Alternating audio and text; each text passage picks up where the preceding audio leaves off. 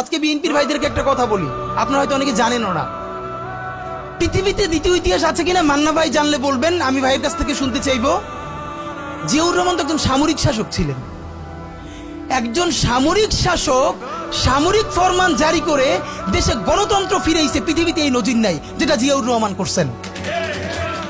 আপনারা কি জানেন এই যে জিয়াউর রহমান গণতন্ত্র ফিরাইলেন, যার মাধ্যমে আওয়ামী লীগও রাজনীতি করার সুযোগ পাইল বাকশালের পর?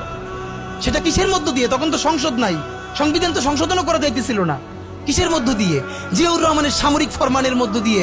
পৃথিবীর একমাত্র একজন সামরিক শাসক যিনি ফিল করলেন না সামরিক পন্থা দিয়ে করা যাবে না, গণতন্ত্রে ফিরতে হবে। এবং দেখেন হাসিনারে এবং আওয়ামী লীগের চরিত্রটাই হলো এরকম, এর যে একটু ভালোবাসে তার সে হত্যা করে। শহীদ প্রেসিডেন্ট জিয়াউর রহমান শেখ হাসিনাকে দেশে আসার অনুমতি দিছিলেন, সুযোগ দিছিলেন এবং বলছে থাক সবাই রাজনীতি করুক।